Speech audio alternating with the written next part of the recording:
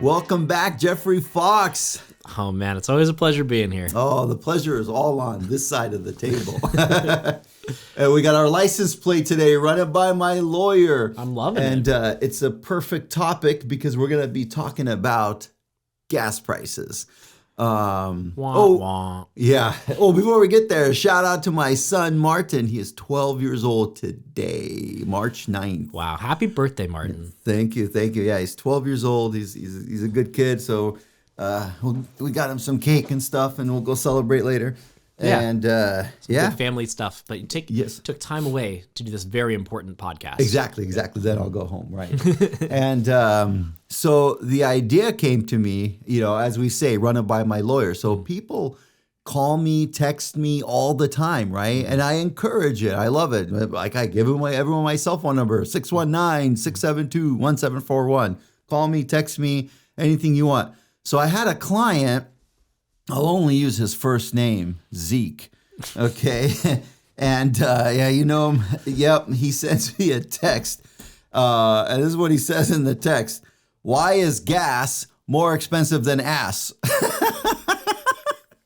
It's a valid question. I know. That was one of the craziest texts I ever seen. I had to pull over because it was so funny. Anyway, so it gave me the idea. We'll talk about, I wanted to explain to the audience kind of the laws and regulations and reasoning going into gas prices and why they're so high and why they are especially high in your favorite state of California.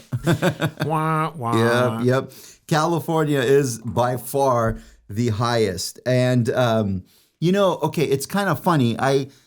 The history of electric cars and gas cars, the first cars were electric. In the 1800s, there's all, these European engineers were coming up with these electric, kind of like moving, I wouldn't call it a car, but it was at beginning stages, right? Mm-hmm.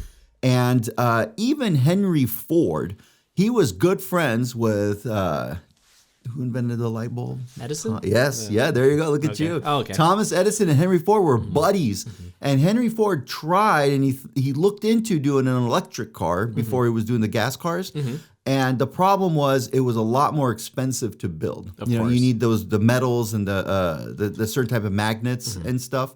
So it was a lot more expensive, and the range was a lot shorter. Right. Yeah, with the gas, you could put a lot of gas in the tank, this and that, and you get much more energy dense than a battery. Yep, exactly.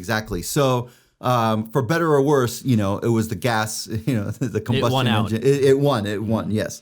And so that is what we have, right? For the most part, it's changing little by little, and then so there's a lot of laws and regulations from when the oil is taken from the ground or under the ocean until it gets to your car. Right. What kind of car? Do you have a gas guzzler or a efficient? No, I got a Jeep.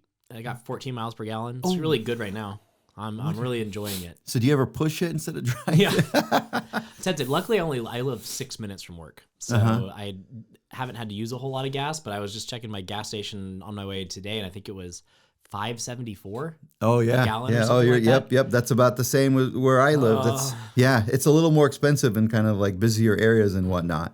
So, clearly the oil, they get it from underground or under the ocean or underground under the ocean, right? The offshore drilling, and what they do. Okay, so every barrel of crude oil, let's say it's about 40 gallons.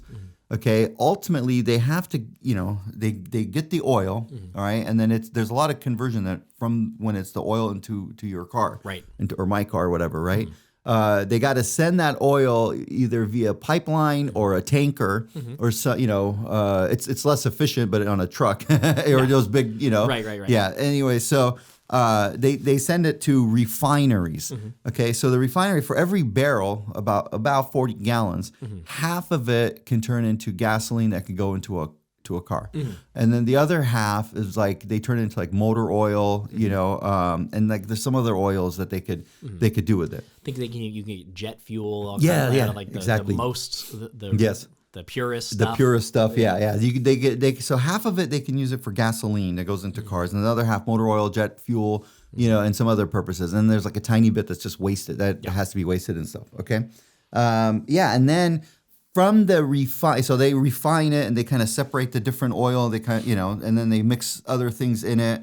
And then from there, it'll ultimately, different companies bid on large quantities of gas, Right. And then so they bid on large quantities of gas, different refineries, this and that, right? And then ultimately they bid on it. And then the gas stations will have these contracts with these, the bigger companies or the branded companies to get a certain amount of gasoline. So then it finally goes to the gas station. And then obviously the gas station adds a lot, actually the gas station doesn't add too much compared to what everyone else is adding along the way. Along the way, yeah. And for the first order of business, the part about the bidding and the different companies, there's a ton of both state antitrust cases and federal antitrust cases.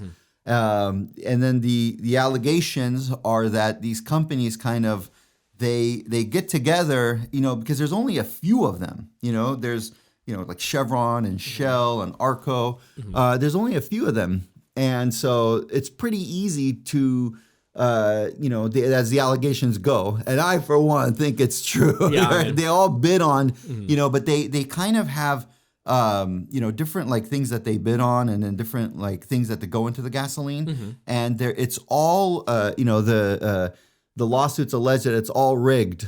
It's like price fixing. Like, yeah, exactly, price fixing. Yeah, which so and that drives up the price because if they're artificially increasing the price so that the profits are higher, then, obviously it's going to increase everything. Yeah. Right.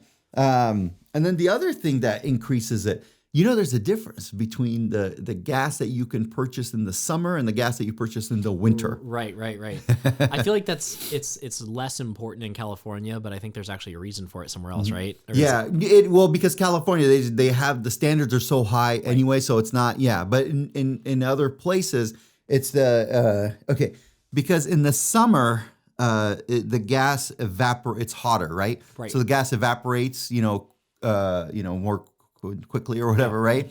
And so, and then in the winter, it's a little safer. It doesn't evaporate as fast. So in the winter, they could have cheaper gas, has like more butane in it. Am I pronouncing that word right? Butane? Butane, yeah. Right? They have more butane in it so that and then that's a lot cheaper than the alternatives. Right. So that in the winter, gas is, all else being equal, is a little cheaper than the summer, which is crazy because as high as gas prices are right now, guess what? Not summer yet. Yeah, it's not even summer yet, right? And then so the summer, that increases the price, and there's more people like driving places in the summer. That makes sense. Yeah, so that even increases the price because there's a little bit more demand. Right. So it's just it's a crazy it's a crazy mix. Yeah, I mean, and for the prices to jump as much as they have recently and seem to continue like they're going to continue to do, it probably has to be a combination of a lot of different factors. Like, you know what I mean? Like that's for just it to, one, yes. It has to be all those things kind of added together, or else it wouldn't be enough to double pricing. You know, and well, as we know, there's two. Okay, God, we got hit with a really bad 1-2 punch with COVID and then this war in Russia. Okay. The COVID and for, obviously, in terms of all the other, tragedies involved, the gas prices is kind of low compared to, but they did come, there is a bad 1-2 punch because when COVID happened, there was a lot less demand in gas. So instead of, them reducing the price, they just reduced the supply. They reduced the supply, right? And then they shut down some refineries or closed, portions of it, things like that, right? And so it's not like we had a big gas break, right? Yeah, there was also supply issues because of all with in a lot of different things, right? Like the shipping containers weren't coming in, the ships coming across the ocean. There was that backup. Yes. And then a lot of the ports were closed, and then if in every step in that like supply chain, you have one piece get clogged up, and it clogs up the whole chain. So exactly, right.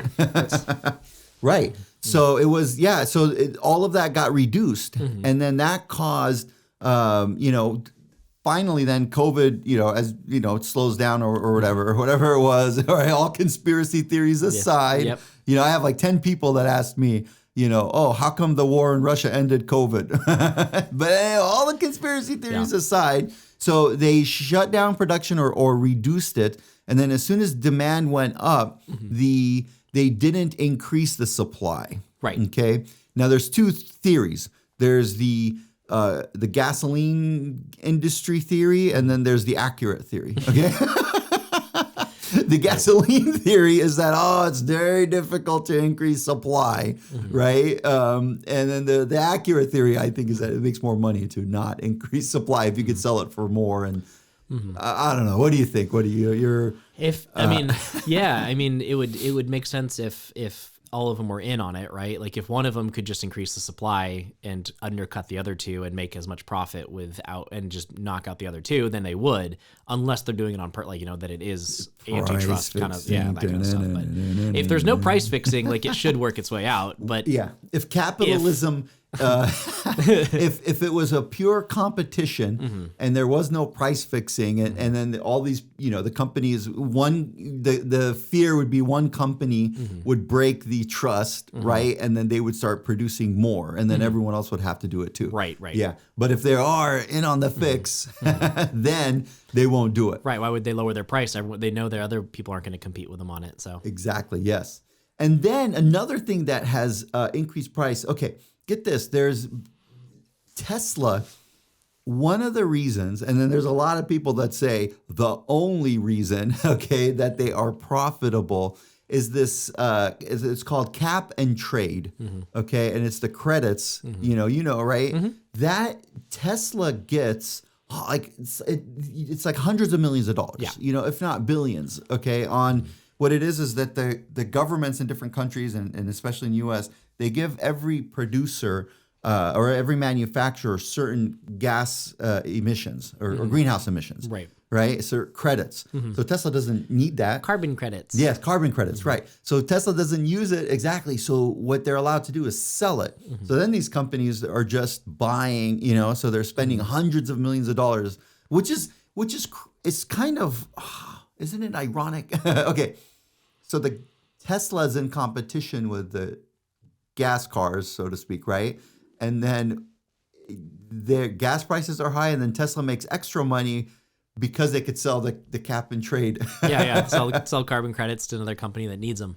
Exactly. Yeah. Exactly. What the heck, right? Yeah. So I mean, it's probably intentional in the system, right? Is to try to get people to try to make cleaner things as they can. You have all these extra credits you can sell. Yes. It's like an incentive, I guess. So I agree. It's probably everything's working as intended. Yeah, exactly. Well, everything's working as intended, except that it's causing all the prices to go up, right? Right. Yeah. So then, anyway, so that's we were talking. Okay, so the COVID, it kind of disrupted kind of the flow, so to speak. Yeah. Then the war in Russia made it worse. And did you notice that even before? It was just today's March 9th. I think yesterday was March. All right, that's when Biden said he'll stop, disallow purchases from Russia and oil, right? But the prices of gas was going up like the day of the invasion. Right. So the reasoning is that a lot of companies and a lot of countries were buying more gas just to stockpile it. Right. Makes sense. I mean, at war it takes a lot of oil.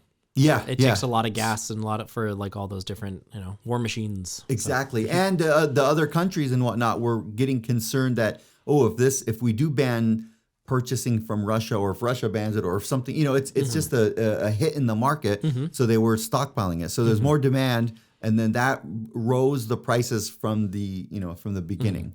Do you see a little bit of a lack of supply from COVID, supply chains, and reduced capacity from COVID, those kinds of things, and then increased demand because of war and Yep. Yeah, that makes sense. Yeah. And then buying an electric car is not exactly the answer, because the price of electricity shot up. Well, people don't know that a lot of your electricity is made with oil and coal plants. Yes. You know what I mean? It's not like by getting an electric car you're not using oil. It's like, no, you're just using electricity that's made from oil. Yes, a lot of it. Actually, at a less efficient rate usually. That's right. Yeah. So, get this. So I have a cousin. Robert, if you're listening. So he has a Tesla, right? And he lives in the North Bay. No, what's it called? The Bay Area. Right. Okay. And so sometimes electricity just goes off the charts. Right. And this was, like a year ago he told me this, or was it 2 years ago? So what he did is he bought a gas generator. All right. Right. So then when electricity was too high and gas wasn't, he would use the gas generator to charge his Tesla. Yeah. Right? But he's got the best of both worlds. If everyone does that, you get the best of both worlds. If gas is super cheap, then you just buy gas for your generator. Yep. And if that makes sense. Yeah, if electricity is cheap, you just and if charge there's a it big that way. power outage or something like that, you got backups. That sounds sounds like a great idea. Let's invest in gas generators. I don't have one. Do you? I don't have one. I don't know. I know a couple people only. Yeah. My RV friends sometimes have them in their RVs. So. Oh, they have a gas generator? Yeah. I do have a client that they were in East County, Alpine or something, right? And there was a big blackout, and they had a restaurant, and they were the only like entity that had a really good backup gas generator. So they were open during the blackout. Yeah, I'm sure they had a line out the door. They had a line out the door. That's yeah. smart. So having a gas, having a gas backup generator. But you have to have somebody that knows what they're doing connected to your electricity. Right, of course. I know that That's where Jeff Fox comes in. Well, he has agreed to volunteer his services to install one. I did have a client who they're a propane company, and they would help you work with propane generators, and they would set up backup. You could put a propane tank on your property, they'd refill it, come service it, everything like that, hook it up to a generator, and it would auto sense if your power went out, auto kick on, and within, I think they did it at their house to test it, like they flipped the breakers, and I want to say that within 5 seconds they had power again. Oh, that fast? It was crazy fast.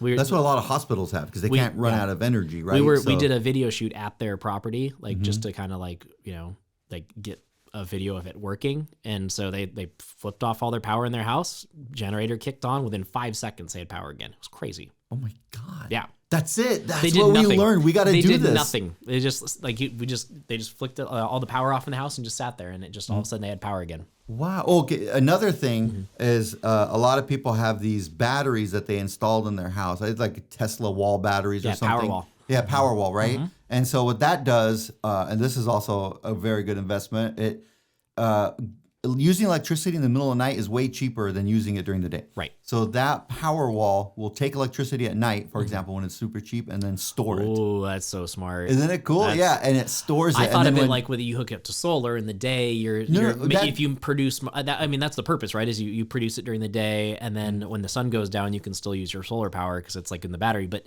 hooking it up to the grid and having it charge off nighttime rates is actually really... Yeah, it does both. You can do it where it takes it from the solar, right? And, it could take... right in the middle of the night or something, right? So funny. And then you could use it. You could use it anytime. And if there's a blackout, then you could solely use that. As long as there's a period in time where it is efficient enough to be worth it. Like I have no idea the efficiency on a generator versus versus an electrical grid. I don't know. Yeah. I was I'm sure the big old gas generators that run the electrical grid are really efficient, but then you have transmission loss. It just gets so complicated. I'm like, I have no idea. No idea. Huh? Well, hey, speaking, but one thing you do know, as we know, our guest Jeff Fox is a pilot. In addition to all these other things, he is also a pilot. Yeah. You have your license, right? No, I'm not licensed. Oh, you're not. You flew. I worked on my license. You worked on your license, but I thought you said at some points you were able to fly alone. Yes. Okay.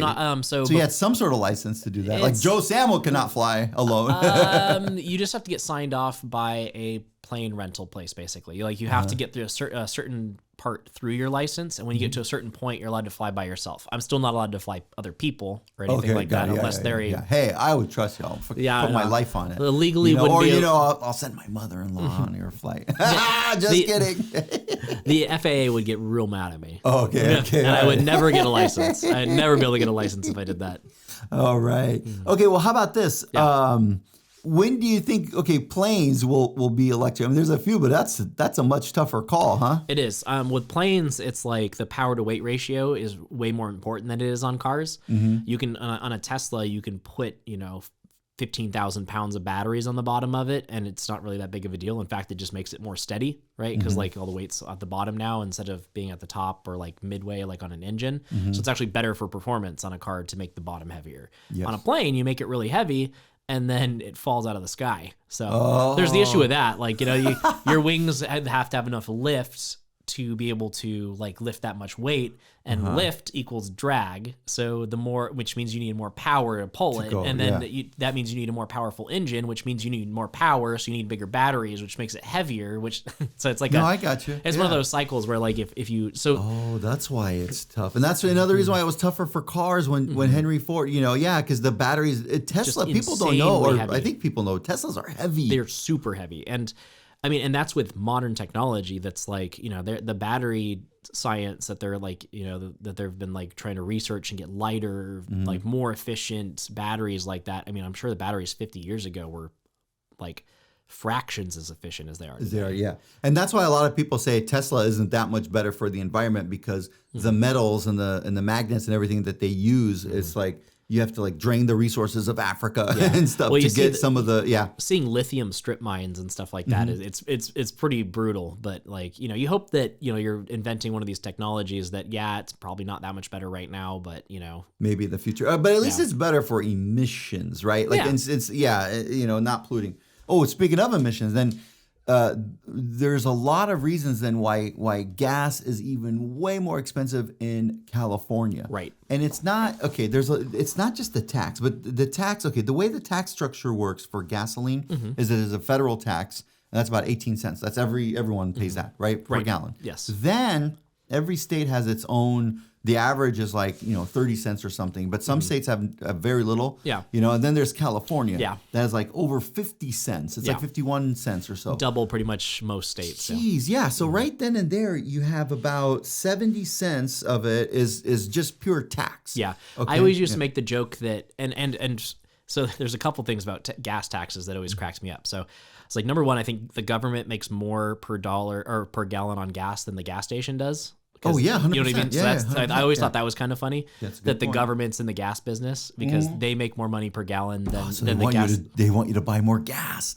Yes. There's this gas station, and it's in Michigan, Canada. It's like right before the bridge. I think, is it the bridge or tunnel? One of those, right? And this guy is like a multi millionaire or billionaire, and he owns this gas station there, and he doesn't have to pay any tax because it's like a duty-free store. Yeah. Right? But then the jerk, he charges about the same as other gas stations because it's like, why wouldn't greedy. you? Yeah. It's like, you just undercut him a little bit, and then so that's everyone what he does. wants He's to. like a little bit, so people want to go there. You're the best price in town, but you just Exactly. have the highest profit margins because you have an unfair competitive advantage. Jeez, man, I want to go there and just light a fire. Okay, if that does happen, it was not me. Yeah, we're not going to Canada. If that does happen next Thursday at 4 p.m., that was not me. I can't be on this podcast. I gotta get no. That was not me. Okay. Then the other thing with California, in addition to the tax, there's this hidden fee. And this is how it goes. There's this, they call it reformulated gasoline. And so in California, Arnold Schwarzenegger, in 2007, he did the best thing. He said it so that it didn't go into effect for 13 years, which is 2020. What were the odds, right? You know how like you make a law today, it's like, by 2040, blah, blah, blah, right? Oh, it's like, who cares, you know? So he did it in 2007 and it had to like phase in and this and that, right? So by 2020, for gasoline that you use in California, there's the federal standard of what the chemicals have to be in there, and then California has a more stringent one. Right. Okay. And so it's things like there's less, there has to be like less sulfur in it, less MTBE. All I know about MTBE is the M stands for, it's methanol or something, right? Or methyl. But it's funny because it starts with meth. So, but it's not real meth. Right. Anyway, the M is meth and MTB. Okay. So in California, they call it the reformulated gas. So what the reason why that drives prices up a lot more, even than other states, is then you have, and theoretically it's like better for pollution, you know, right? So but the theory, or not the theory, but the reality is that okay, so you have this gas. That can go into cars in Arizona and Nevada, right? And then for California, it has to be reformulated so that they take out the sulfur and the MTBE, and they add other chemicals, right, that are like cleaner. I think we're required to have a certain percent of ethanol or something, like 10% ethanol or something like that. Right. Which is and then there's that too. Gas made from corn or something. Exactly. Yeah. How did they? Yeah, exactly. Corn, everything, tortillas. Yeah. Right. Yeah. I just had some corn tortillas. Yes, we did. Yes, we did. And then what else? Corn syrup for sugar in sodas, and gasoline. And gasoline. You know, but it doesn't. It makes the gas cheaper, the ethanol, like when you buy it, but it doesn't make it cheaper for efficiency, because if you buy, you can buy like 90 or 89. Yeah. That means like this 89 gas and 11 ethanol, right? Yep. But it doesn't burn as efficiently for the engine. Okay. So a lot of people say that it's actually cheaper in the long run to get the more expensive gas. Okay. Because you'll get better gas mileage because it has less Interesting. ethanol. Yeah, but a lot of people don't like to pay that extra amount at the pump, right? Right. Because they think that a full tank of gas is a full tank of gas, Right. So anyway, so they have this reformulated gas in California. So that drives prices up for a lot of reasons. In addition to the chemicals, not all the refineries can make that type of gas. Yeah, they're not that makes equipped sense. for it, Yeah. right? Yeah, so, and they don't need to, because they don't sell it to California then, right? So the refineries that sell to California, they're not everywhere, and then there's, for example, it was, I think 2015, there was a refinery in Los Angeles somewhere. It was in Los Angeles. Shucks. Anyway, I can't think of the name of the actual little town, but it was in Los Angeles, right, county, and caught on fire. Okay, and sure enough, the refinery was busted, right? Yeah. And it took a long time. So that was one of the few refineries that had this, that could make gas that is sold to California, right? So when that went out of business, the gas prices shot up, because then it was less supply of the California gas. Right. Do you see what I'm saying? Yeah. And then other refineries, it's not like they could sell to California because they don't have this. They can't fulfill the demand if the supply goes down. Yeah.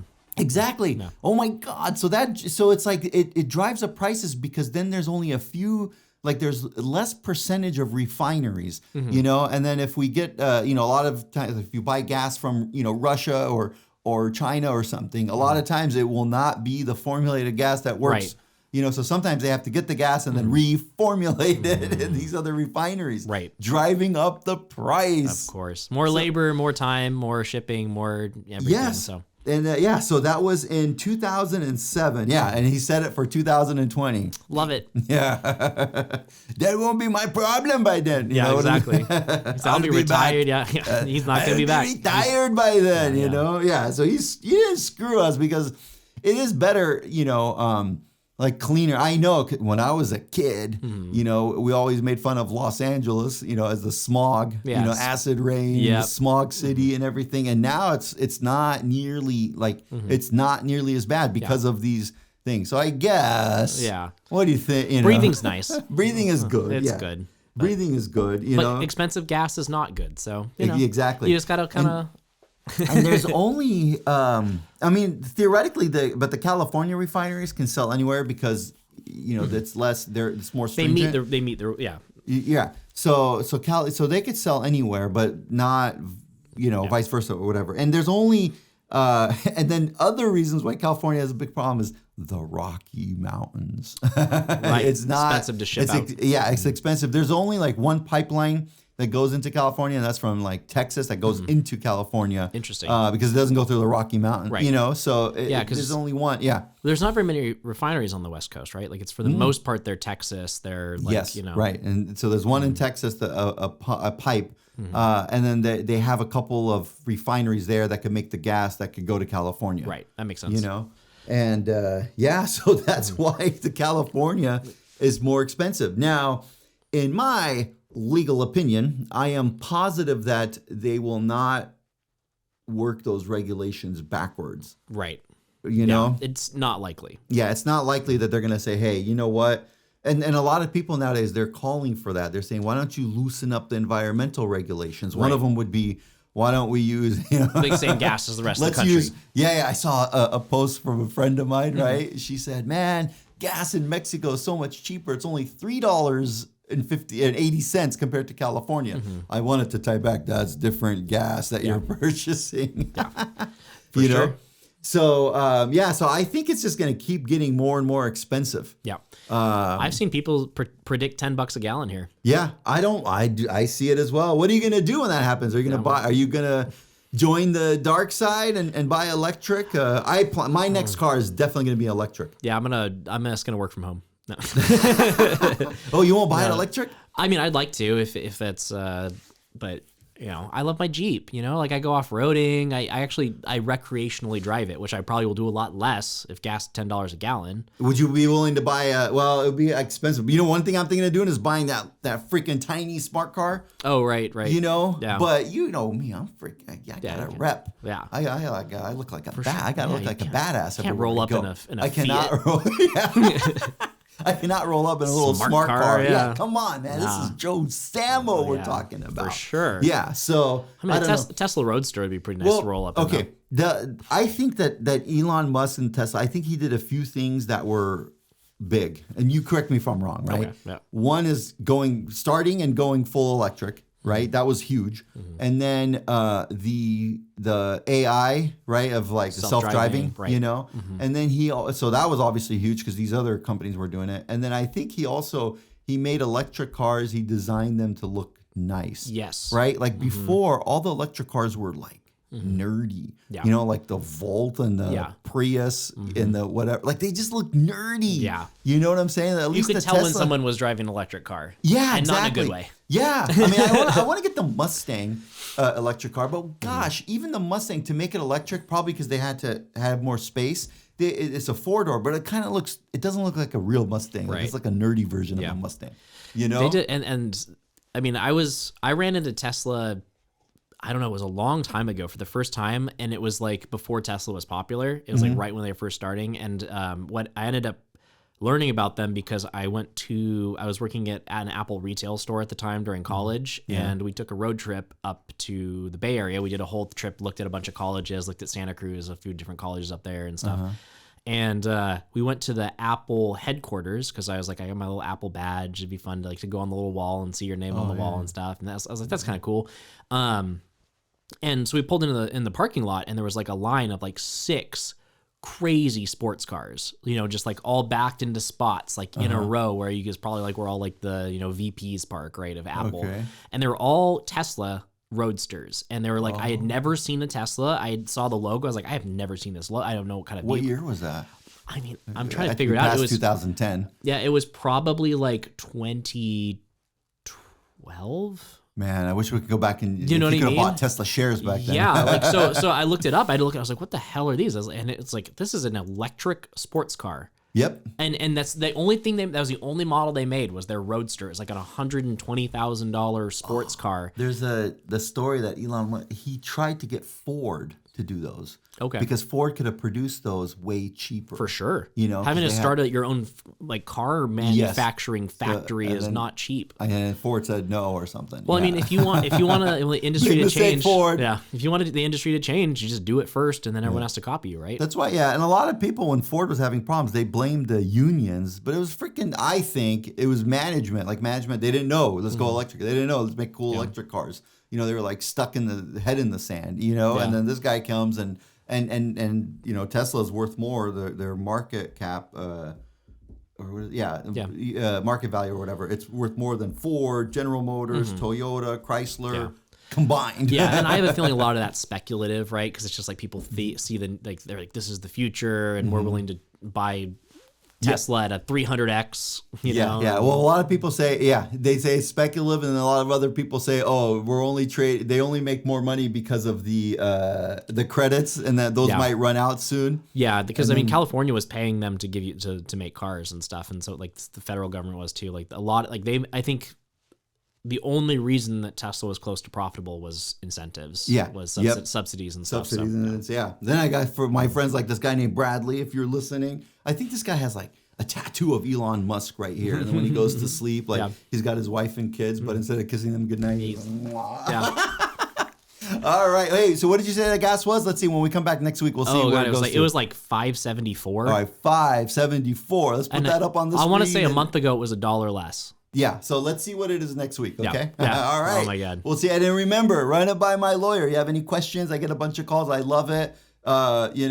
Even texts like, why is gas more expensive than ass? Like I got from Zeke. All right, give me a call anytime, okay? 619-672-1741. See you next week.